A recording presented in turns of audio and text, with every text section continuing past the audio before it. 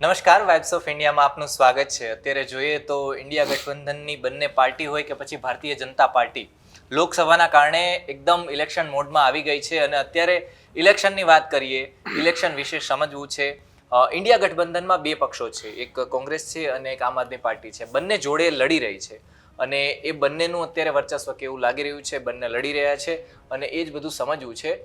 અને આપણી સાથે આજના દિવસમાં એ વાત કરવા માટે આમ આદમી પાર્ટીના પ્રદેશ પ્રમુખ ઈસુદાનભાઈ ગઢવી જોડાયા છે. સ્વાગત છે આપનું વાઇબ્સ ઓફ ઇન્ડિયામાં. Thank you very much. ઇલેક્શનનો માહોલ અત્યારે જામી ગયો છે, એટલે સૌથી પહેલો પ્રશ્ન મારો એ રહેશે કે કઈ રીતના આમ આદમી પાર્ટીનો પ્રચાર કેવો ચાલી રહ્યો છે? બિલકુલ, ઇન્ડિયા ગઠબંધન અંતર્ગત 24 સીટ કોંગ્રેસના ભાગમાં ગઈ છે, 2 આમ આદમી લડી રહી છે. ભરૂચ અને ભાવનગર ઉપર આમ આદમી લડી રહી છે. સ્વાભાવિક છે કે આ વખતે લોકોમાં એક પ્રકારનો રોષ જોવા મળે છે. એન્ટી ઇન્કમ્બન્સી ગ્રાઉન્ડ ઉપર જોવા મળી રહી છે. હું ભરૂચ હતો 5 દિવસ, હમણાં એની પહેલાં પણ હતો 4-5 દિવસ, અને ભાવનગરમાં પણ હું 4 દિવસ હતો, પાછો કાલથી જાઉં છું. અન્ય જિલ્લાઓમાં પણ હું દાહોદ પણ સભા કરવા ગયો છું, જુનાગઢ પણ જવાનું છું, જામનગરમાં પણ હમણાં જવાનું છું. બેઝિકલી લોકોમાં એક પ્રકારનો એ જોવા મળી રહ્યો છે કરંટ. અને બીજી વસ્તુ જો કહીએ તો લોકો મોંઘવારી, બેરોજગારી, ખેડૂતો, ગરીબો, વંચિતો, શોષિતો આ ખૂબ પીડિત છે, એટલે ઘરમાંથી બહાર આવી રહ્યા છે. રહી વાત મેનેજમેન્ટની, તો આ 2 સીટો છે એ મારા પેલામાં આવે છે, ખેમામાં. તો ભરૂચમાં લગભગ 1200 જેટલા ગામો છે અને દરેકમાંથી લગભગ 800 ગામમાં અત્યારે ચેતરભાઈની 800ની અંદાજમાં ચેતરભાઈની પર્સનલી વિઝિટ થઈ ગઈ છે. બાકીના તમામ લીડરોને મેં ગામો સોંપ્યા છે અને સિટીના એરિયામાં ડોર ટુ ડોર અત્યારે પણ ચેતરભાઈનું ચાલી રહ્યું છે. 10 ગામ ઉપર એક લીડર અમે અમારા સંગઠનથી મૂક્યું છે, ભાવનગરમાં અને ભરૂચમાં. સ્વાભાવિક છે કે સંગઠન વગર જીતવું બહુ અઘરું હોય છે. તો મારે 7 ભરૂચની વિધાનસભા અને 7 વિધાનસભા ભાવનગરની, એમાં પણ અમારું બૂથ લેવલનું આખી કમિટીઓ રેડી થઈ ગઈ છે. અને ડેડિયાપાડામાં લગભગ વિધાનસભામાં 2400 જેટલા લોકો બૂથ ઉપર કામ કરવાના છે. બાકી 1400-1500ની આસપાસ છે. ઝઘડિયામાં છે 2000 જેટલા. એવી રીતે ભાવનગરમાં પણ છે. અને આશા છે કે 2 સીટો ખૂબ સારી માર્જિનથી કાઢી શકાય. બીજું, ઇન્ડિયા ગઠબંધનની જો વાત કરું તો ખૂબ સારી સીટો કોંગ્રેસ પક્ષ પણ સારા ઉમેદવારો આ વખતે પસંદ કર્યા છે, આપણે જોયું હશે. નોર્થમાં પણ સારું છે, સૌરાષ્ટ્રમાં પણ સારું છે, સાઉથમાં પણ કોંગ્રેસ છે એ ખૂબ સારું પરફોર્મન્સ દેખાડશે. અચ્છા, ભરૂચની તમે વાત કરી કે ભરૂચમાં મેં પર્સનલી વિઝિટ કરી છે. એક બાજુથી વાતો એવી ચાલી છે કે અહેમદભાઈના પુત્રી છે મુમતાઝ, એ કોંગ્રેસ તરફથી આમ આદમી પાર્ટીને સરખો સહયોગ નથી કરી રહ્યા. આ વાતમાં તથ્યતા કેટલી છે? કોઈને પણ ચૂંટણી લડવી હોય, માન લો કે આજે દાહોદ છે કે જામનગર, મારી વાત કરીએ, મારી હોમ ગ્રાઉન્ડ પીચ હોય, બધામાં એક પ્રકારને કાર્યકર્તાઓમાં એવું હોય કે પોતે ચૂંટણી લડે. પક્ષમાં પણ હોય, પક્ષમાં પણ માન લો કે મારે દાહોદ હોય કે ભાવનગર હોય તો એમાં પણ કેટલા બધા દાવેદારો હોય. લડવાની તમામની ઈચ્છા પણ હોય. બહુ મોટી ચૂંટણી છે, પણ શરૂઆતના તબક્કામાં એ પ્રોબ્લેમ્સ ધીરે ધીરે આવ્યા હતા. પણ અત્યારે એકદમ અમે ને શક્તિભાઈએ પર્સનલી બધા જોડે મિટિંગો કરી છે. ઓકે, તમામ લોકો અત્યારે માન લો કે જે 10 ગામો સોંપેલા છે એમાં કોંગ્રેસના જિલ્લા પ્રમુખો, કોંગ્રેસના જે સુલેમાનભાઈ છે, સંદીપભાઈ માંગરોલા છે, અમે પરમ દિવસે અમે બધા ઈખર કરીને ગામ છે, મોટી સભાનું આયોજન કર્યું છે. લગભગ 5000 લોકો ત્યાં ઉપસ્થિત હતા. ત્યાં બધા પણ હાજર હતા. બધા લોકો અત્યારે, કારણ કે એ શરૂઆતના તબક્કામાં હવે ખૂબ બધી મહેનત કરી રહ્યા છે. અને અહેમદભાઈની ઈચ્છા હતી કે ભરૂચ સીટ જીતે, બરાબર છે, એકવાર ભાજપને ભગાડે. આ પણ વાત હતી. સ્વાભાવિક છે કે અત્યારે ચેતરભાઈ વસાવા પહેલી વખત મજબૂત લીડર જોવા મળ્યો છે. બીજું આ સીટના સમીકરણો છે ને 36% આદિવાસી છે, 14 થી 15% છે માઇનોરિટી છે અને બાકી બધી અધર છે. તો એમાં દર વખતે મનસુખભાઈની સામે જે કેન્ડિડેટ આવે એમાં 36% વન સાઈડ જાય આદિવાસી સમાજ. બરોબર છે. આ વખતે આદિવાસી સમાજ જ 70% ચેતરભાઈ સાથે છે. ઓકે. માઇનોરિટી તો સ્વાભાવિક છે કે હોય. બીજા અધર કાસ્ટ જે 30 વર્ષથી મનસુખભાઈથી એન્ટી કમન્સી છે એ બધા પણ છે. એટલે ભરૂચમાં અત્યારે ખૂબ સારું છે અને બધા લોકો સપોર્ટ કરી રહ્યા છે. ચૈતર વસાવાની આપણે વાત કરીએ, જે તે સમયે એમના ઉપર કેસ થયો હતો એટલા માટે એક જિલ્લામાં જવાની મનાઈ હતી. જોકે અત્યારે પરિસ્થિતિ અલગ છે, પણ એના કારણે આમ આદમી પાર્ટીને કેટલું નુકસાન થયું છે? જો કદાચની એ સમય મળી ગયો હોત તો પછી એ વિસ્તારમાં પણ પ્રચાર થઈ શક્યો હોત. પોલિટિક્સમાં હંમેશા રાજનીતિક કેસ હોય એનો રાજનીતિક લાભ લેવાતો હોય છે. ચેતર વસાવાને જેલમાં નાખ્યા એ માટે હું જે પણ ભાજપના નેતાની બુદ્ધિ ચાલી હોય એનો હું તહે દિલથી આભાર માનું છું. એ ભાજપના પ્રમુખશ્રી હોય કે બીજા બધા હોય. ચેતરભાઈ એની ફેમિલીની તકલીફ ચોક્કસ પડી હશે, પણ ચેતરભાઈ જેલમાં ગયાથી ભરૂચ સીટ મજબૂત થઈ ગઈ. ચેતરભાઈ ત્યારે શરૂઆતનો તબક્કો જ્યારે હતો ત્યારે કટોકટી ઉપર હતી, પણ આખો આદિવાસી સમાજથી માંડીને આખા ભરૂચના લોકો ચેતરભાઈને હીરો તરીકે જોવા માંડ્યા. એ આ જેલમાં જવાના કારણે થયા. એટલે જેલમાં જવાથી એને ભલે પ્રચારી ન કરી શક્યા. બીજું કે એ તો અમારી જવાબદારી હોય પાર્ટી પ્રદેશ અધ્યક્ષ તરીકે. તો મેં 2 લાખ પત્રિકાઓ ભરૂચ સીટ ઉપર ચેતરભાઈ જેલમાં હતા ને ત્યારે ઘરો-ઘર 2 લાખ ઘરોમાં વેચી છે. અમારા મનોજ સોરઠિયાથી માંડીને તમામ ટીમો સંગઠન મહામંત્રી છે, બધા લોકો ગ્રાઉન્ડ ઉપર લાગી ગયેલા હતા. એટલે એ એનું કામ કરતું હોય, અમે અમારું કામ. માનો કે આજે અરવિંદજીને જેલમાં નાખ્યા તો અમેરિકા યુએનમાં જર્મનીમાં નોંધ લેવાની, એ વિશ્વના નેતા બની ગયા. બરોબર છે.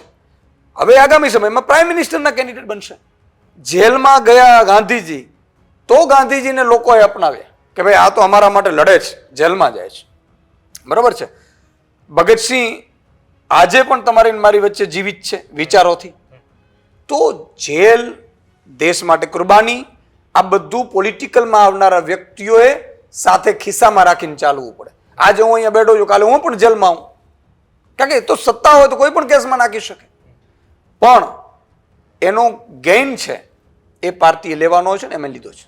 અચ્છા, ભગવંત માન તો આવીને ગયા, પણ માની લો કે અરવિંદ કેજરીવાલ અથવા તો મનીષ સિસોદિયા આ બધા લોકો જો કદાચ જેલમાં ન હોત તો પછી ચૂંટણીના કેમ્પેનિંગમાં, પ્રચારમાં તમને શું પ્લસ પોઈન્ટ મળી શકે?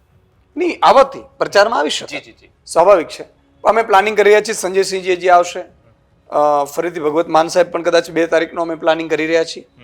અને અલ્ટિમેટલી મેં કીધું એમ કે એ જોડે તો છે. જેલમાં ગયા છે તો એને ખોટ વર્તાવા નથી દેવાની.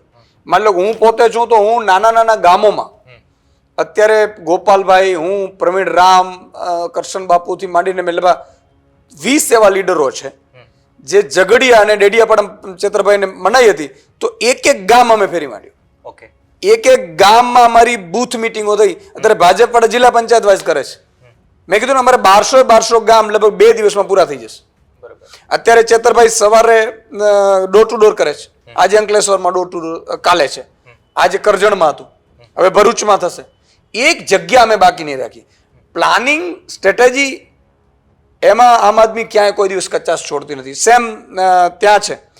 મેં સાગરભાઈ રબારી મારા મહામંત્રી છે, એને જવાબદારી ઇન્ચાર્જ આપી છે મેં એને ભાવનગરની.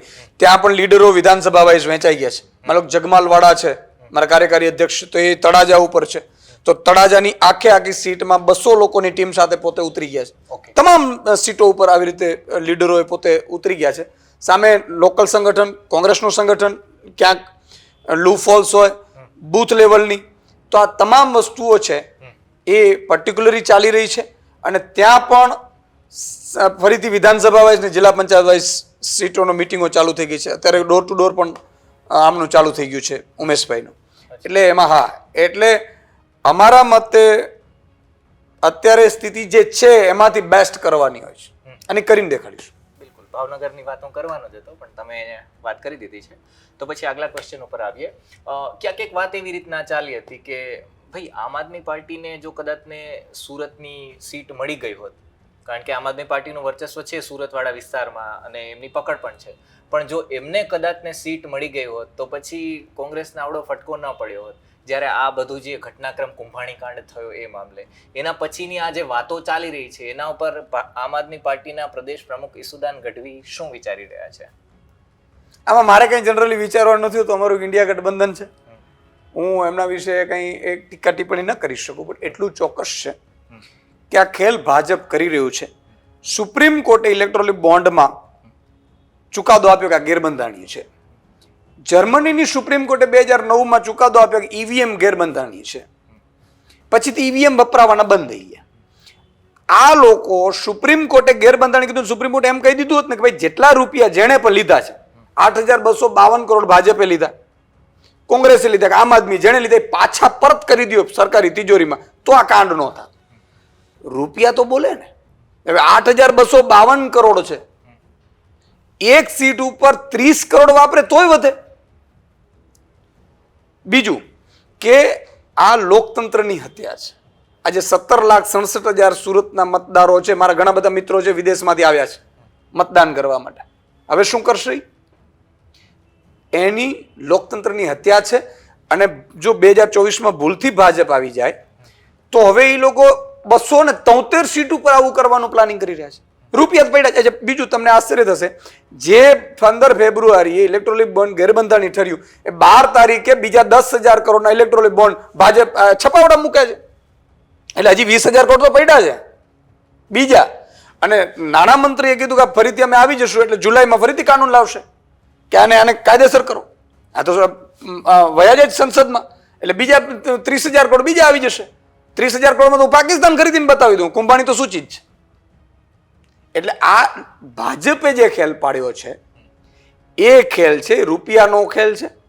અને હું તો એમ કહું છું, ચીફ જસ્ટિસે 2-4 નિર્ણયો મજબૂત સારા લઈ લેવા જોઈએ, નહીં તો આગામી 40 વર્ષ પછીની જે પેઢી હશે એ લોકો જ્યારે ઇતિહાસ વાંચતા હશે ત્યારે ભાજપ એના મળતિયાઓ અને ખાસ કરીને આ તાનાશાઓને ગાળો બાંધતા હશે, જેમ અત્યારે જર્મનીના લોકો હિટલરને પાડે છે. અચ્છા, ઓકે, તમે ચીફ જસ્ટિસની વાત કરી જ છે તો પછી મારે એ પણ પૂછવું છે, ઇલેક્શન કમિશનનું કામ, આપણું ન્યાયાલય છે એનું કામ, આ બધા ઉપર તમારું શું માનવું છે? કારણ કે એક સુરતમાં પણ ઘટના બની છે અને બીજી ચંદીગઢના મેયર ઇલેક્શનમાં પણ આ ઘટના ઘટી હતી. લોકો એવી રીતના એને કહી રહ્યા છે કે આ તો લોકતંત્રની હત્યા છે. તમે વિચાર કરો, ચંદીગઢમાં તમે સારું થયું યાદ અપાવ્યું, 36 મત હતા. 36 મતમાં ભાજપે ગડબડ કરી. બોલો, અત્યારે 90 કરોડમાં નહીં કરે, તમે એમ માનો છો? કારણ કે એની મથરાવટી જ મેલી છે. કોઈ દારૂડિયો વ્યક્તિ હોય આપણી ઓફિસમાં તો આપણે શંકા કાયમી રહે કે દારૂ પીને ગમે ત્યારે આવી શકે, એટલે આપણે એમ કે ભાઈ દારૂ પીવાનું વ્યક્તિને અમે રાખતા નથી. બરોબર છે?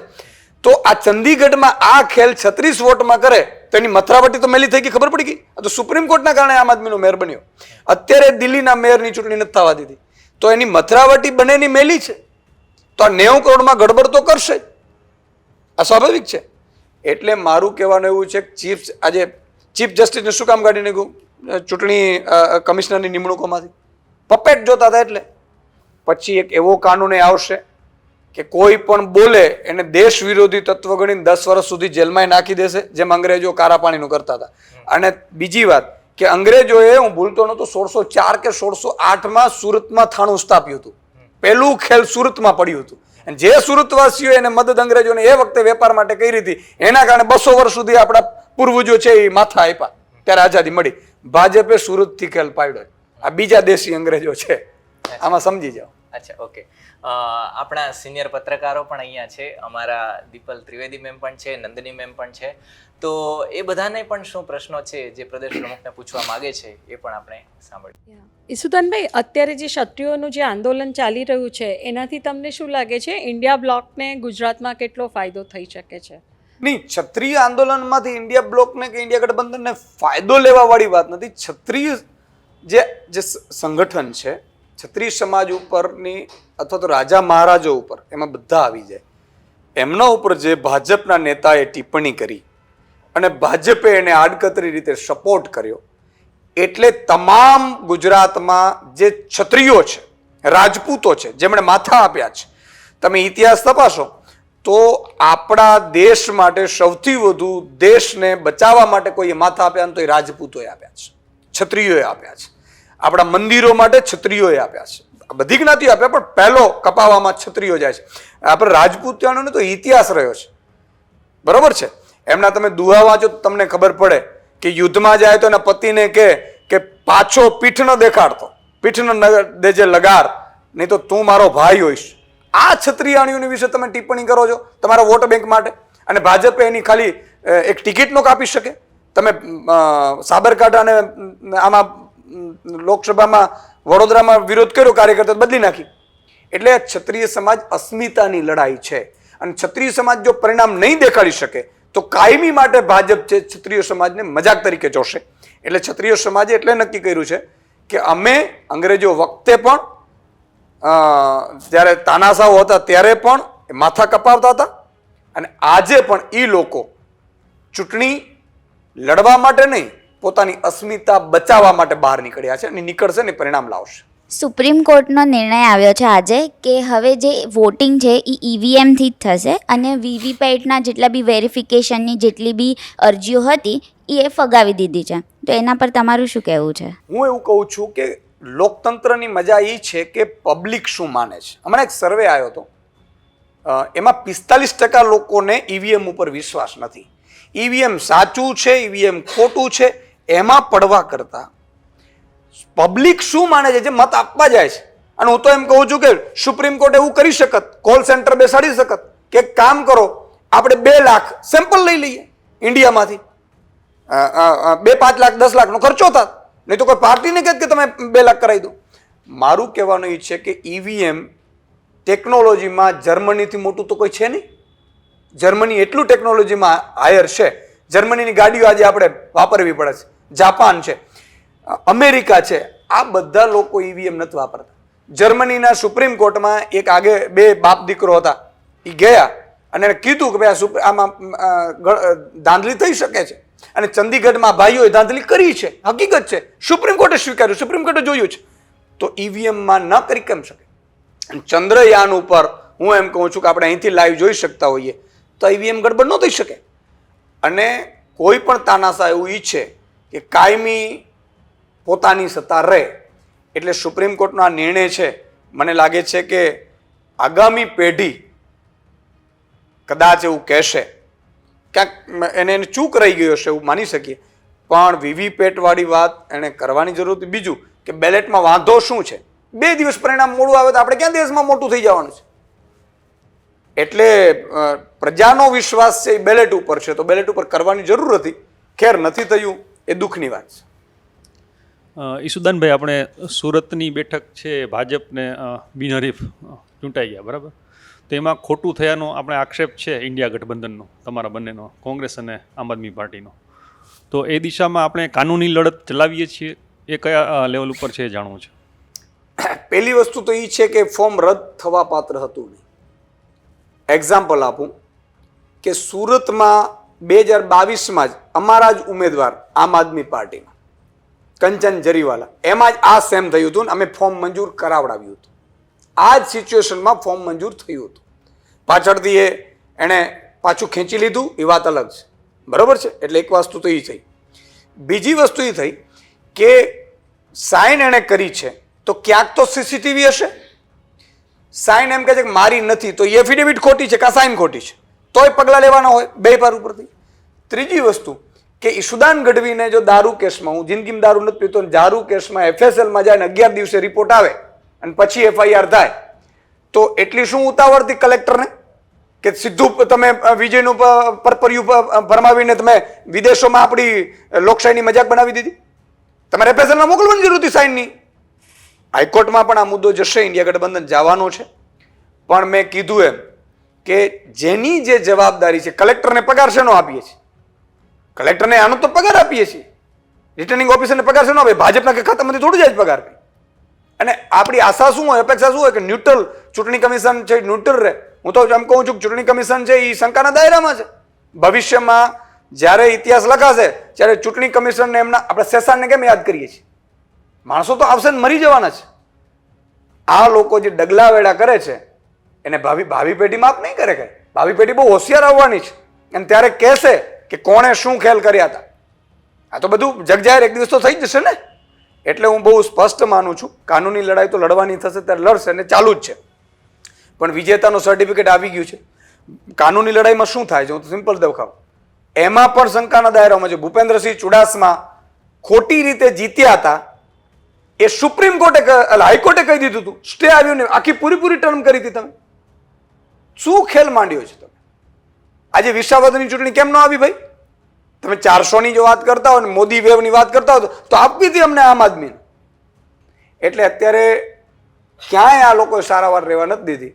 એટલે કાનૂની લડાઈમાં તો વર્ષો નીકળી જશે. અત્યારે સુરતની જનતાની ખો નીકળી ગઈ છે. એમાં ક્યાંક ઉમેદવાર પસંદગીની વાતની હોય એમાંય ભૂલ હશે, ઇન્ડિયા ગઠબંધનની પણ. બીજી બાજુ ખરીદનારની તો સ્વાભાવિક છે હોય. એટલે લડાઈ તો લડવાની ચાલુ રહેશે, પણ અલ્ટિમેટલી આ શરૂઆત થઈ શકે છે લોકતંત્ર હત્યાની. ગુજરાત છે એમાં હંમેશા રાજકારણ આપણે જોયું છે કે બે પક્ષો જ રહે છે, કે ત્રીજા પક્ષને વધારે અવકાશ નથી રહ્યો.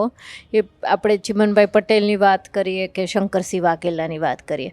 હવે આમ આદમી પાર્ટી આ વખતે તો ગઠબંધન કોંગ્રેસ સાથે કર્યું છે, પણ એક અલગ પક્ષ તરીકે આમ આદમી પાર્ટીની તમે શું ભૂમિકા જોઈ રહ્યો છો? દીપલબેન, તમે વરિષ્ઠ પત્રકાર છો, વર્ષોથી આ ફિલ્ડને જાણકાર છો. હવે આ બધી જૂની વાતો થઈ ગઈ.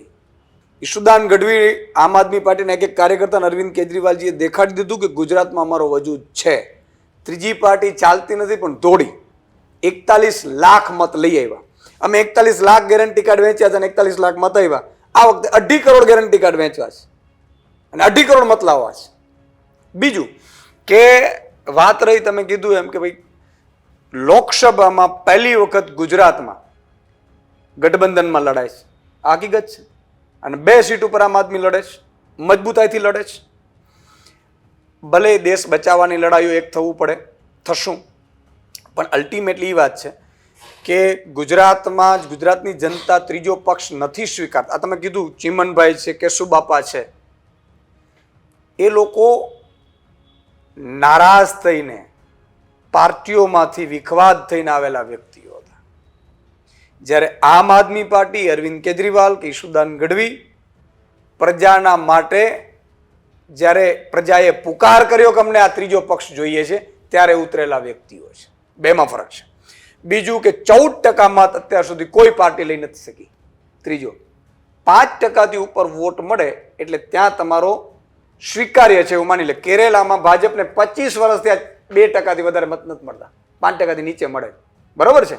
કેરેલામાં બધી જગ્યાએ ભાજપની ડિપોઝિટ ડૂલ થાય, કારણ કે ત્યાં બધા ભણેલા ગણેલા છે, બહુ હોશિયાર છે. બરાબર છે. ગુજરાતમાં, ગુજરાત જેવા રાજ્યમાં જ્યાં હિન્દુત્વની લેબોરેટરી કહેવાય, ભાજપે સોશિયલ મીડિયામાં છેલ્લી ઘડીએ અરવિંદજી વિરુદ્ધ પોસ્ટર લગાડ્યા અને આખા ગુજરાતમાં પોસ્ટર લગાડ્યા અને હિન્દુત્વ વિરોધની વાત કરીને ફલાણો ધર્મ સિવાય, કારણ કે ભાજપ પાસે બીજું તો રસ્તો જ નથી.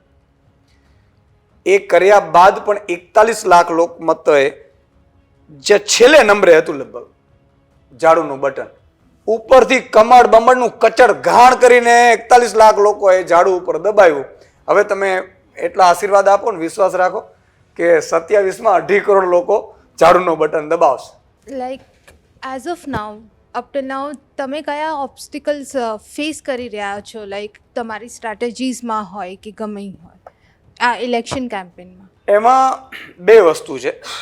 એક તો ભાજપ છે એ સામ દામ દંડ ભેદનો ઉપયોગ કરે છે અને આટલી હદે કરે એ વાજબી નથી. ચૂંટણી પંચ છે એ ભાજપને કંઈ વાત આવે તો એને તરત જ ક્લીન ચીટ આપી દે. બરાબર છે. પોલીસનો દુરુપયોગ કરે. આ તમે કુંભાણીને કોણ લઈ ગયું બતાવો મને. ક્રાઇમ બ્રાન્ચોએ શું કામ અહીંયા આવવું પડે છે? આ શું ખેલ છે? એક તો એ. બીજું કે અમારા જે કાર્યકર્તાઓ હોય, મજબૂત લોકો હોય, એને ડરાવવામાં આવે છે, ધમકાવવામાં આવે છે, તમે સાથ ન આપતા, તમે મિટિંગો ન કરતા. આ બધી સ્થિતિઓ ભાજપવાળા પોતાના તંત્રનો દુરુપયોગ કરીને કરે છે. હું પર્સનલી એવું માનું છું કે તમે તંત્રનો દુરુપયોગ કરો તો ગમે તેવાને તમે ડરાવી શકો, ધમકાવી શકો. આજે કેટલાક લોકો મારા જે આમ આદમી પાર્ટીના પણ તૂટીને ગયા છે, હું બહુ ક્લિયર કટ કરું છું. ઘણા લોકો મારી પાસે રડતા હોય, સાંજે મેસેજ આવે મને કે સાહેબ 3 દિવસથી મારો કન્સ્ટ્રક્શનનો ધંધો છે, પાર્ટનરને ધમકી આપી, પાર્ટનરે કીધું કે આમ આદમી છોડી દે, નહીં તો ભાઈ તકલીફ પડશે તને, નહીં તો આ પ્રોબ્લેમ થશે. તો મારે કે સાહેબ અત્યારે મારે જવું પડે એમ છે. તો આ બધાય પ્રશ્નો, સમસ્યાઓ અમને નડી રહી છે. સામે પક્ષે જે લીડરો છે મોટાભાગના જ્ઞાતિ, જાતિ, ધર્મના, એ બધા લોકોને ભાજપ ડરાવે છે, ધમકાવે છે, પોતાના પક્ષમાં રાખે છે. એ મેં જોયા છે, બરોબર છે. પણ નીચેના જે વ્યક્તિઓ છે, જે આમ આદમી છે, એ લોકો એકદમ ક્લિયર સાથે બેઠા છે કે અમારે બદલાવ જોઈએ છે. એટલે આ બેમાં આટલો ફરક છે. જ્ઞાતિ જાતિને તમે જુઓ, ક્ષત્રિય સમાજના આગેવાનો વાત આવી તો ભાજપના એક નેતા છે, એને કીધું તું સંમેલન કર ભાઈ, એને સંમેલન કરી દીધું. તો ક્ષત્રિય સમાજે શું કર્યું કે ભાઈ સંમેલન માન્ય નથી, તમારું ભાજપનું સંમેલન છે. પણ ભાજપે ખેલ કર્યા, મિટિંગોના ખેલ કર્યા. ભાજપે આખી મિટિંગો કરીને પછી એમ કહે છે કે ભાઈ હવે અમને સમર્થન કરી દીધું જાય. ખરેખર કાંઈ એવું નથી. તમે 108 નેતા નામ આપો, કોણ છે ભાઈ? તો ભાજપના હોદ્દેદારો એ થોડું છે. ત્રીજું કે નોટિફિકેશન એવું કરે, ડીએસપીને ને એસપીને એવી સૂચના આપે છે, ડીવાયએસપીને, કે ક્ષત્રિય સમાજનો ક્યાં મિટિંગ કરી, કેટલા લોકો હતા, રથ કોણ લઈ ગયું અને બીજી જ્ઞાતિઓના કોણ આગેવાનો સપોર્ટ કર્યો, એનો રિપોર્ટ આપો. એટલે અહીંયા દબાવી ધમકાવી શકાય. એટલે આ ભાજપ હથકંડા અપનાવે છે. પણ લડીએ છીએ. તમે ગઢવી સમાજમાંથી આવો છો. ગઢવી સમાજ અને ક્ષત્રિય સમાજ વચ્ચે હંમેશા ખૂબ જ સારો ગરોબો રહ્યો છે અને સૌરાષ્ટ્રમાં બધા એ વાર્તાઓ ઉપરથી જ આપણે બધા મોટા થયા છીએ.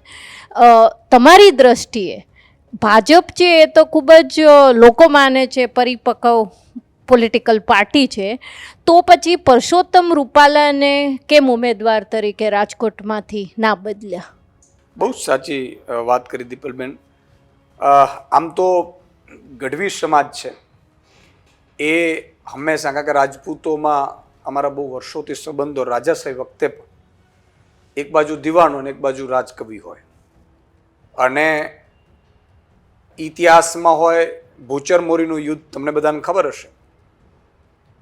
જ્યારે એ સામે ગામ, અત્યારે અમે નામ પણ નથી લેતા, ધ્રોલનું, એમાં અમારા પૂર્વજો રાજપૂતો સાથે કપાણા હતા, અને એ પણ આશરા ધર્મ માટે. ભૂચર મોરીને આપણે ખબર છે.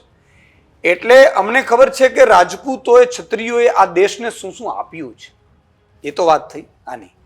ભાજપે કેમ ન કાપી? આ બહુ જ જવાબદારીપૂર્વક હું કહું છું કે ભાજપ એવું ઈચ્છે છે કે ક્ષત્રિય સમાજને બીજા આખા ગુજરાતમાં બીજી જ્ઞાતિઓ છે એ નોટરિયસ તરીકે જુએ, અમે આને દબાવી રાખીએ છીએ. ક્ષત્રિયોને પણ અમે ભાજપ ઝૂકતા નથી, અને આવા ક્ષત્રિયોથી જે થાય તે કરી લે, એ અહંકાર ભાજપને છે. એટલા માટે થઈને ભાજપે જાણવા છતાં, સમજવા છતાં એણે આ રૂપાલાજીની ટિકિટ ન કાપી. નહીં તો એને રાજ્યસભામાંથી લઈ જઈ શકતા હતા ને ભાઈ. નરેન્દ્ર મોદી પાસે અત્યારે પૂરતી સત્તા છે, બીજા ગમે 6 મહિના પછી આવશ સીટ ચેન્જ કરી શકત, ન આપે એવું બની શકે. પણ ક્ષત્રિયોને મેસેજ આપવા માંગતા હતા કે તમારા હવે રાજ અહીંયા ચાલતા નથી, અહીંયા અમિત શાહ, નરેન્દ્ર મોદી કરશે, એ જ થશે, અને અમે તમારાથી બીતા નથી. આ મેસેજ આપવા માટે થઈ અને મને લાગે છે કે આ કર્યું છે. અને એટલે જ ક્ષત્રિય સમાજમાં ખૂબ રોષ છે. એક દાખલો આપું, જામનગરના જામ સાહેબ શત્રુસલિયા બહુ માને લોકો બધા, કારણ કે મારા વિસ્તારમાં તેવું મને ખબર છે. એમણે આગલા દિવસે લેટર લખે છે, બીજા દિવસે એનો લેટર તરત ફરીને આવે છે કે ભાઈ આવું ન કરવું જોઈએ, આપણે તો આને ત્રીજી વખત ને આમને તેમને. ત્યારે ક્ષત્રિયો એમને પણ કહી દીધું હતું, બાપુને પણ, કે અમે અમારી માતા બેન દીકરીઓ, અને કોઈ પણ આજે મારી માતા બેન દીકરીઓ ઉપર કોઈ ટિપ્પણી કરે તો રાજનીતિ તો પછીની વાત છે, એને એકવાર નો શબ્દો કહેવું પડે. પણ કહું છું, છઠ્ઠીનો ધાવણ યાદ અપાવડાવી દો, આટલી તાકાત છે અમારામાં આજે. તો આ લોકો એની જાતને શું માને છે? આ ભાજપ વાળા એની જાતને માને છે શું? અને હજી તો ક્ષત્રિયો, હું તો એમ કહું છું કે શાંતિપૂર્ણ રીતે, સ્વસ્થ રીતે, તમે જો ટીટોડીના ઈંડાને પણ ટચ નહોતા કર્યા, 5 લાખ ક્ષત્રિયો ભેગા થયા હતા. નહીં તો આ સમાજનું લોહી બહુ ગરમ છે, પણ એકદમ શાંતિપૂર્ણ રીતે કર્યું છે. એટલે બહુ સિસ્ટમેટિકલી, સ્ટ્રેટેજીથી ચાલે છે ને, એનો આનંદ છે. નહીં તો આ લોકો તરત જ જેમ ખેડૂતોને પેલું કર્યું ને ખાલિસ્તાનીમાં ફેરવી દીધા, એમ ભાજપે તૈયારી બીજી સ્ક્રિપ્ટ રાખી જ હતી કે ક્ષત્રિય સમાજને એક નોટોરિયસ તરીકે જાહેર કરી દઈએ, એટલે બીજા સમાજથી ક્ષત્રિય સમાજ ભાગલા પડે. બધું ખેલા કરવાના હતા. પણ ક્ષત્રિય સમાજ હોશિયાર છે, એણે અલગ સ્ટ્રેટેજી અપનાવી. પોતાના ગામોમાં નાની નાની મિટિંગો કરી, બૂથ લેવલ. હું તમને એક દાખલો આપું. હું હમણાં ભરૂચમાં ગયો હતો એક ગામમાં, જ્યાં ક્ષત્રિય સમાજનું આખું ગામ છે, જ્યાં ભાજપની સિવાય કોઈ પાર્ટી એન્ટ્રી ન કરી શકે. ત્યાં મારી સભા એ લોકોએ કરાવી અને ત્યાં બોર્ડ લગાવેલું છે ભાજપે આવવું નહીં, અને ભાજપના નેતા હતા એ. એટલે આ સમાજ છે ને, એને કોઈ પાર્ટીનું, પદનું, હોદાનું, લલચાનું આ ક્ષત્રિય સમાજ નથી સાહેબ. આ માથા લઈ લે માથા આપી દે, એ સમાજનો ઇતિહાસ રહ્યો છે. બરાબર છે. એટલે રાધ્યાસ એક ગઢવીના કહેવાથી માથું આપી દીધેલું. જુનાગઢના રાજા હતા. આ તમને ઇતિહાસ કહું છું. વેર વટન અને વચન ખાતર આપણે આપી દીધું છે. ગઢવી સમાજ ચારણ હતો, એને કીધું કે મારે તમારું માથું જોઈએ, માથું આપી દીધું હતું. આ લોકો કઈ રાજપાટ માટે થોડા જન્મ્યા હતા. આ તો દેશની જરૂરિયાત હતી, રક્ષા કરવા માટે. એટલે ક્ષત્રિય સમાજને ભાજપ મેસેજ આપવા ગઈ, પણ મોટા ભાગે ભરાઈ ગઈ છે. અને ક્ષત્રિય સમાજમાં માલધારી સમાજ, ભરવાડ, રબારી સમાજ આ બધા એના સપોર્ટમાં આવી ગયા છે. માત્ર એકલા ક્ષત્રિય સમાજ નથી. એટલે ભાજપને ઈવીએમ જો ઓકે હશે ને તો એવો પરિણામ મળશે કે જિંદગીભર ભૂલી નહીં શકે. મારે એ પણ પૂછવું છે કે આ વખતે રૂલિંગ પાર્ટીએ ઘણા બધા એવા મોકા આપ્યા છે, સામે ચાલીને આપ્યા છે, તો તમને એવું લાગે છે કે ઘણા બધા મોકા છે એ આપણે નથી લઈ શક્યા? કેવા? જેમ કે ક્ષત્રિય આંદોલન છે કે પછી કોઈ વિવાદિત ટિપ્પણી કરી છે ઘણા બધા ભાજપના નેતાઓ કે એમણે, અને એ એવા મોકા હતા કે એ લોકોએ સામે ચાલીને આપ્યા છે. અચ્છા, તમે એવું કહો છો કે આનો પોલિટિકલ ફાયદો લેવા માટે વિપક્ષે ઉતરી જવું પડે, એવું તમે કહો છો? ફાયદો લેવા માટે જો અમે જે રાજનીતિ માણસો છીએ ને, એ નોન પોલિટિકલ માણસો છીએ. હું છું, શક્તિસિંહજી છે, બીજા આગેવાનો છે. અમે કોઈ વેરઝેર કરવા માટે નથી આવ્યા, અમે કંઈ પડાવી લેવા માટે નથી આવ્યા. અમારી સ્વચ્છ આ ગંદકી કરી છે, એટલે ગંદકીને સાફ કરવા માટે ગંદકીમાં અમે ઉતર્યા છીએ. અમને છાંટા ઉડ્યા છે. બરાબર છે. તો આમાં પોલિટિકલી બિલકુલ ના જવું જોઈએ, હું પર્સનલી માનું છું. ન થયું, અમે લીધું જ નથી, અમારે લેવું પણ નથી. આવી રીતે ફાયદાઓ એ ભાજપને મુબારક. જો તમે પોલિટિકલી લેવા જાઓ અથવા તો કરવા જાઓ તો મેસેજ શું આવે? સમાજમાં પણ ખરાબ મેસેજ જાય, ભાગલા પડે. ભાજપને તો એ જ જોતું હોય. અમે આ રીતે કરવા માંગતા નથી. હું જ્યારે મુખ્યમંત્રીનો ઉમેદવાર જાહેર થયો પછી ગેરંટીઓ જે અરવિંદજીને મેં આપી એવી હતી કે 2,32,00,000 મહિલાઓ છે મતદાતાઓ.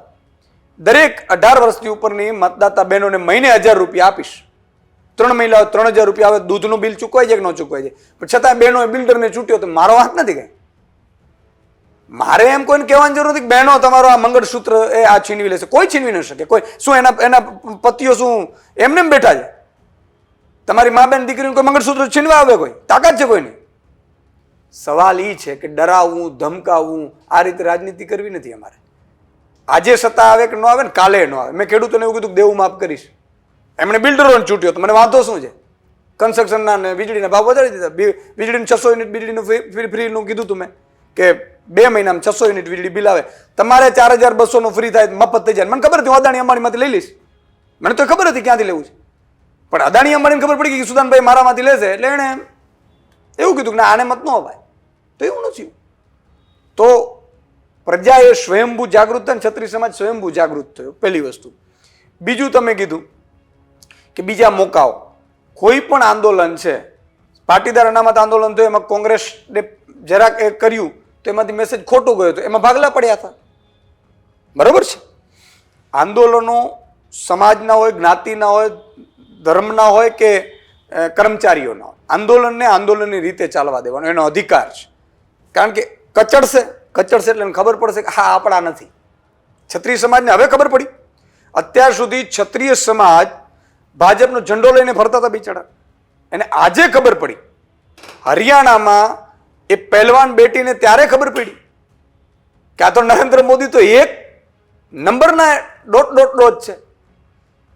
કે જ્યારે માતાબેન દીકરીની આબરૂ લૂંટાતી હતી તો એ બળાત્કારીને બચાવતો હતો.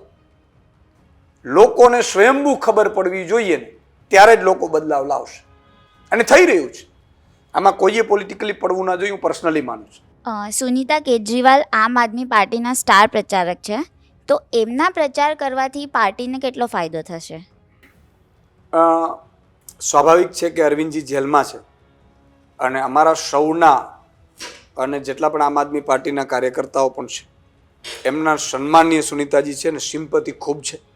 સુનીતાજી જ્યાં પણ જે શબ્દ બોલે છે એ સ્વાભાવિક છે, આખો દેશ ઝીલે છે, એટલે સુનીતાજીના કારણે ખૂબ ફાયદો થશે. છેલ્લા વર્ષ ઉપરથી આમ આદમી પાર્ટીના નેશનલ લીડર્સને એક પછી એક જેલ ભેગા કરવામાં આવે છે. સો એ તમારું મોરલ સપોર્ટ હતું, ઓકે, એ જે છત્રછાયા કહો તે, હવે એ છત્રછાયા જેલની પાછળ છે, તો અહીંયા કઈ રીતે હેન્ડલ કરો છો? કેટલી ડિફિકલ્ટી છે? કારણ કે લોકોને એવું જ લાગે છે કે જો અરવિંદજીને જેલમાં મૂકી દીધા એટલે આમ આદમી પાર્ટી પતી જશે. તો લોકોને કઈ રીતે મેસેજ આપવા માંગો છો આપ? નંદિની, મને બે વસ્તુ આમાં ક્લિયર થાય છે. તમે જે સારું થયો સવાલ કર્યો, એક તો એ કે ભાજપની બી ટીમ છે એ આખા દેશમાંથી છેદ ઉડી ગયું. ક્લિયર થઈ ગયું કે નરેન્દ્ર મોદીને કોઈ લડી શકે છે, પાડી શકે છે, તો એ અરવિંદ કેજરીવાલ છે ને એ જનૂનથી લડે છે. પોતે જેલમાં ગયો સિટિંગ સીએમ. આ ઇતિહાસની પહેલી ઘટના આઝાદીની 75 વર્ષ.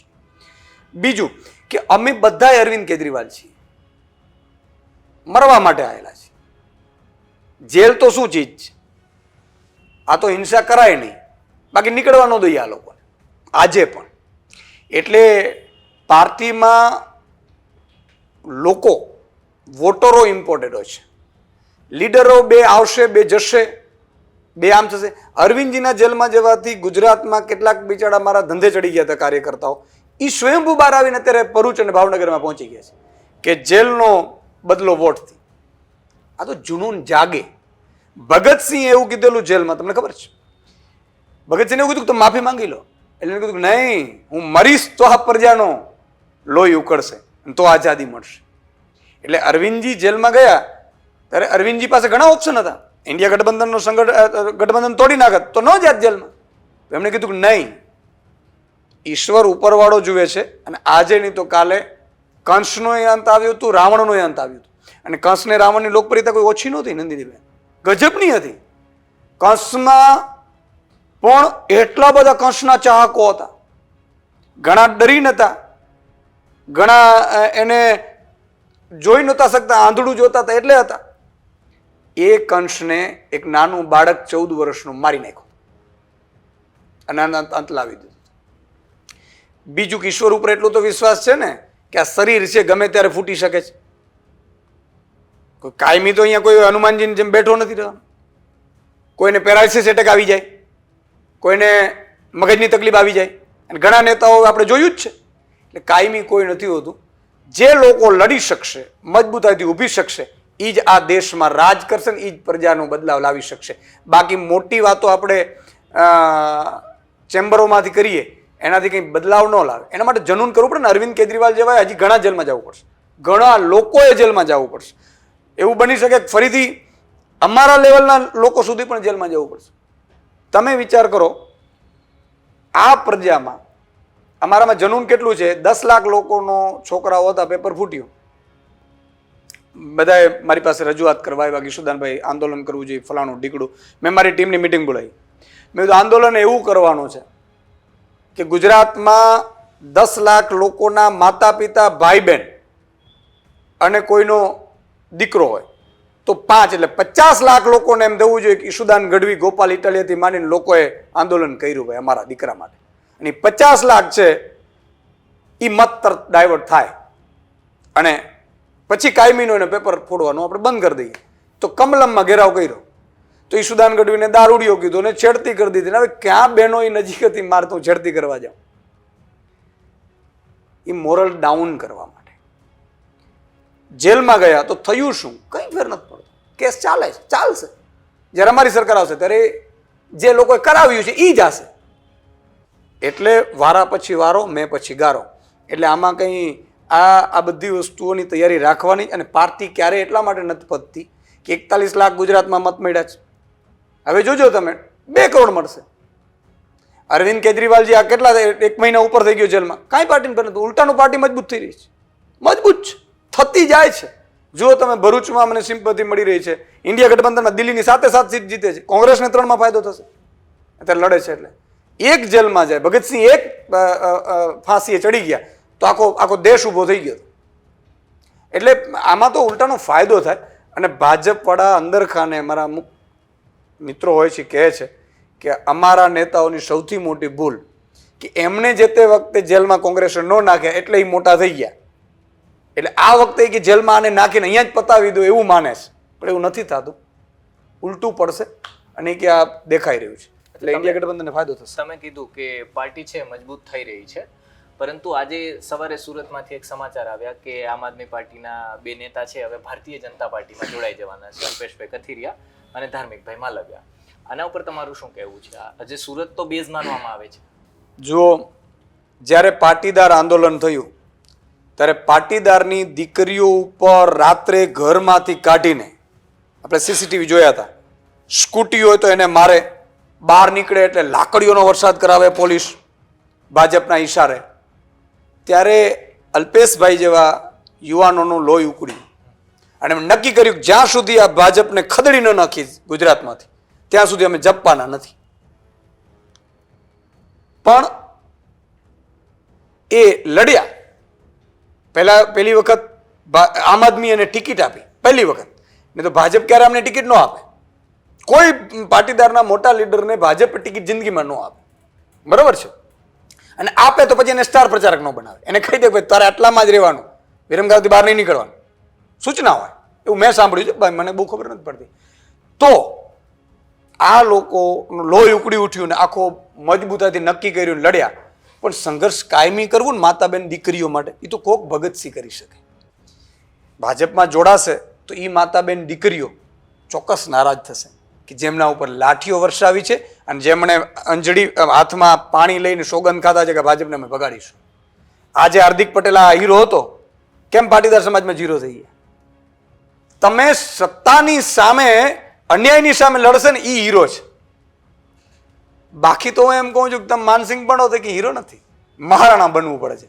હારો જીતો બીજા નંબરની વાત છે. જો હજી તમને કહું છું કે ઈશુદાન ગઢવી હારે કે જીતે ઇમ્પોર્ટન્ટ નથી, ઈશુદાન ગઢવી તાના સામે લડે છે ને એટલા માટે ગુજરાત માટે હીરો છે. બરાબર. સૌથી મહત્વનો પ્રશ્ન જે અત્યારે મારે તમને પૂછવો છે કે આગામી વિધાનસભા ચૂંટણીમાં આમ આદમી પાર્ટી અને આમ આદમી પાર્ટીના પ્રદેશ પ્રમુખ ઈશુદાનભાઈ ગઢવી પોતાની જાતને ક્યાં જુએ છે? કાર્યકર્તામાં જુએ છે.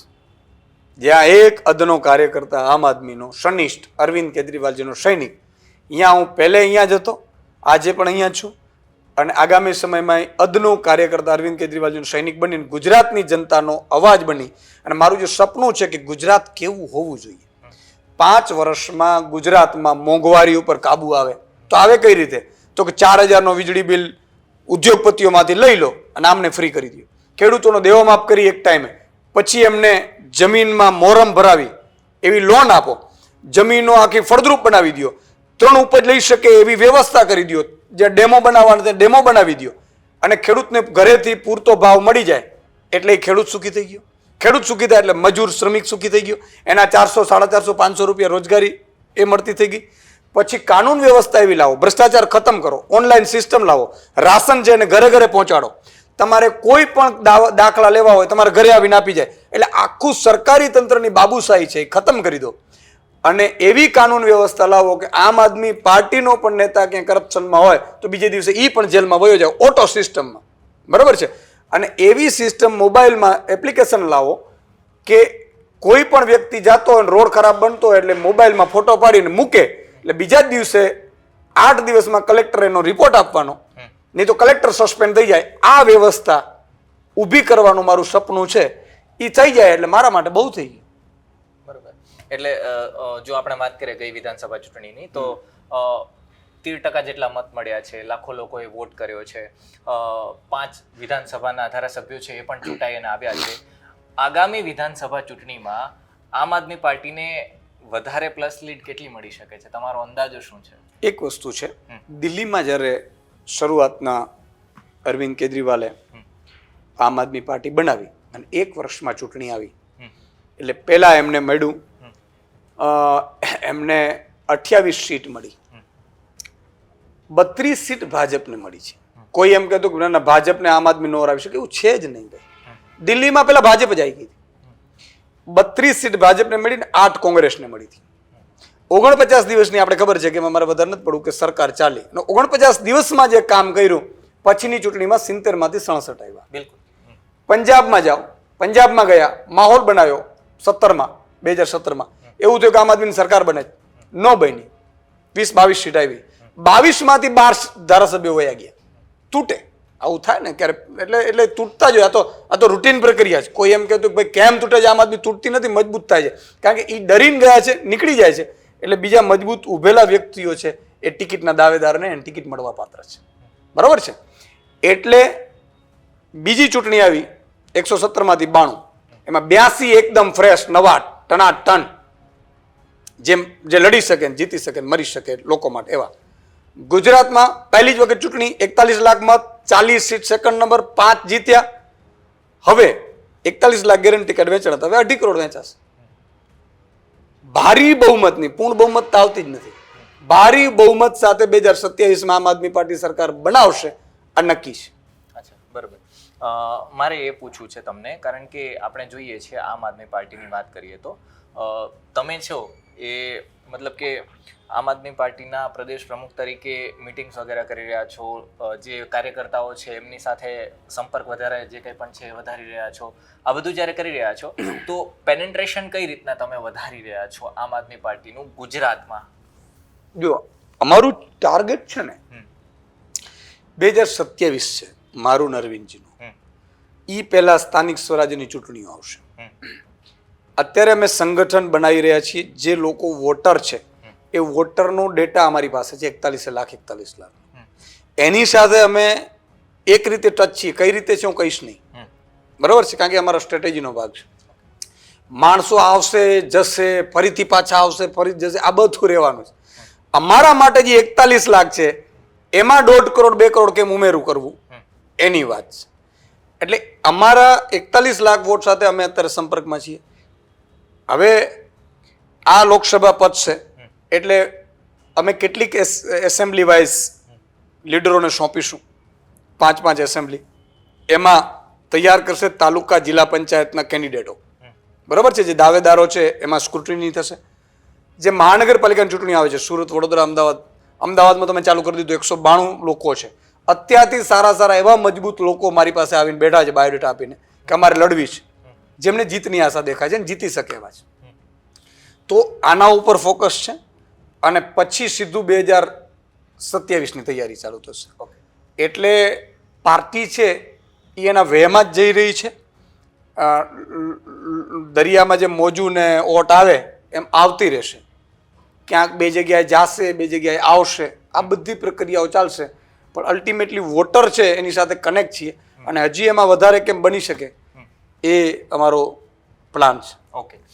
ઇન્ડિયા ગઠબંધનમાં આમ આદમી પાર્ટી અને કોંગ્રેસ જયવીરુની જેમ અત્યારે લોકસભાની ચૂંટણી છે તો લડી રહી છે, પરંતુ આ જયવીરુની જોડી છે એ હવે તો પંચાયતની ચૂંટણીઓ પણ આવે છે, પછી જેમ તમે કીધું એમ કે આગળ મહાનગરપાલિકાની પણ ચૂંટણી આવે છે, 27માં વિધાનસભાની ચૂંટણી પણ આવશે, તો પછી આ જયવીરુની જોડી છે એ ક્યાં સુધી જોડે જ રહેશે? અત્યારે અમારા શીર્ષ નેતૃત્વએ દેશને બચાવવા માટે એક થવાની હાકલ કરી અને અમે જોડાઈ ગયા છીએ. કોંગ્રેસના કાર્યકર્તાઓ અને આમ આદમીના કાર્યકર્તાઓ. શીર્ષ નેતૃત્વ જે આદેશ કરશે દેશ માટે. ઇન્ડિયા ગઠબંધનની સરકાર આવી તો સ્વાભાવિક છે કે વર્ષોથી ઘણા ગુજરાતની જનતાઓ બિચારા પીડાઈ રહ્યા છે કે સાલું આપણે ઈડી સીબીઆઈનું શું બગાડ્યું, કંઈ આવતા જ નથી.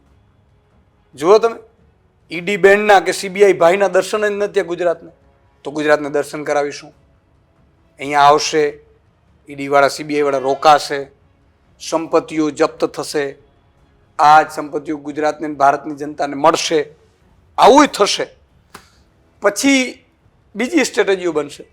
પહેલું અત્યારે અમારા ટાર્ગેટ છે કે કોઈ પણ ભોગે લોકતંત્ર બચાવીને ઇન્ડિયા ગઠબંધનની સરકાર બને. અને એટલા માટે તમે જુઓ, 1 લાખ રૂપિયા મહિલાઓને વર્ષે આપવાની વાત છે ઇન્ડિયા ગઠબંધન, ખેડૂતોને ભાવ આપવાની વાત છે, બરાબર છે, મફત વીજળી આપવાની વાત છે, ખૂબ બધા ગેરંટીઓ છે. સામે શું ગેરંટીઓ છે? કે તમે નહેરુજી આમ કર્યું હતું, ફલાણાએ આમ કર્યું હતું, એટલે પછી 10 વર્ષ પછી તમારે જો મંગલસૂત્ર ઉપર મત માંગવાનો હોય તો ધિકાર છે યાર, રાજનીતિ છોડીને વયા જાઓ ને, ક્યાંક ખાલી કરો ને બીજો દેશ કંઈક આગળ વધે. તમારામાં તાકાત ક્યાં છે યાર કામના નામે મત માંગવાની? હું એમ કહું કે યાર ફલાણા મને અમદાવાદનો પેલો ભાઈ છે મને ડરાવે છે તો હું રડી પડું ને પછી મત માંગું, એવા નમાલાપણા તે જિંદગીમાં કરવાનો. એટલે આ બધી રાજનીતિને તિલાંજલિ આપી છે. જિંદગીમાં પાછા આવા રાજનેતાઓ આવે નહીં, એ લોકોએ જોવાના છે. અને હું તો લોકોને કહું છું કામના નામે વોટ આપજો, બાકી કાલે બધા લોકો ધર્મ જ્ઞાતિ જાતિની રાજનીતિ કરશે અને એમાં તમારા દીકરા કાયમીપણે ગરીબ મજૂર શ્રમિક અને પોઠિયા બનીને રહી જશે. તમારો દીકરો ક્યારે કલેક્ટર ડોક્ટર એન્જિનિયર નહીં બની શકે.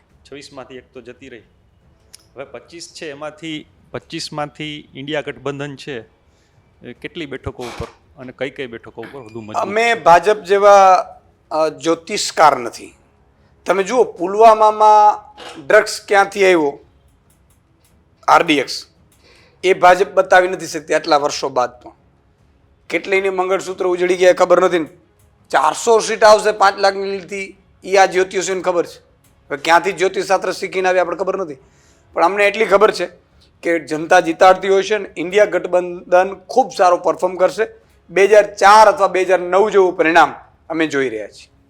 અચ્છા, મારે થોડા ક્વિક અમુક જે વાતો છે એ કરવી છે કારણ કે સમયનો અભાવ છે એટલા માટે. હું મતલબ શોર્ટમાં એકદમ જવાબ જોઈએ છે મારે. શિક્ષણ ખૂબ જ જરૂરી છે અને એવું કહેવાય છે કે શિક્ષણ છે એ એવું માનું ધાવણ છે સિંહનું, જે પીશે એ ડણકશે. કારણ કે લોકસભામાં મુદ્દા છે જોવા નથી મળતા એટલે એની પણ વાત કરવી છે. આરોગ્ય એ ખૂબ જ અગત્યનો છે. લોકો સૌથી મોટું પીડાતા હોય અને પોતાના પત્નીના ઘરેણા મૂકતા હોય તો એ સારવાર માટે. તો આરોગ્ય સંપૂર્ણ ફ્રી અને ફ્રી હોસ્પિટલો સારી પ્રાઇવેટમાં પણ હોવું જોઈએ. અચ્છા, મોંઘવારી પર તમારું શું કહેવું છે?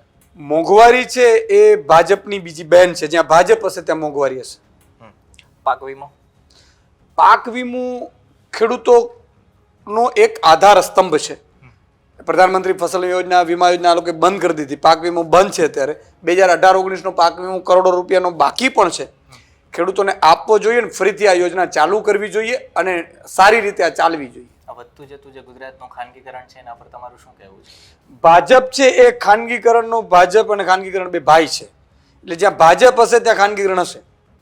અચ્છા, દિલ્હીમાં જે દારૂ નીતિની વાત કરવામાં આવી હતી અને એના ઉપર આખી ચર્ચાઓ પણ ચાલી અને આમ આદમી પાર્ટીના બહુ મોટા નેતા છે એ અત્યારે જેલમાં પણ છે.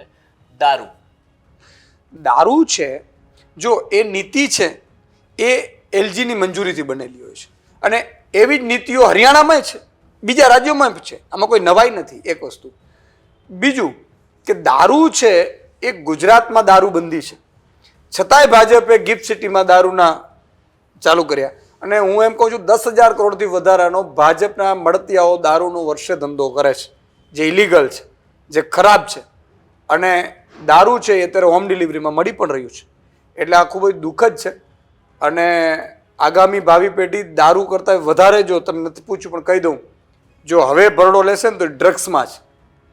અને ડ્રગ્સમાં મોટા સિટીમાં સારા દીકરા દીકરીઓ અત્યારે ભરડામાં આવી ગયા છે.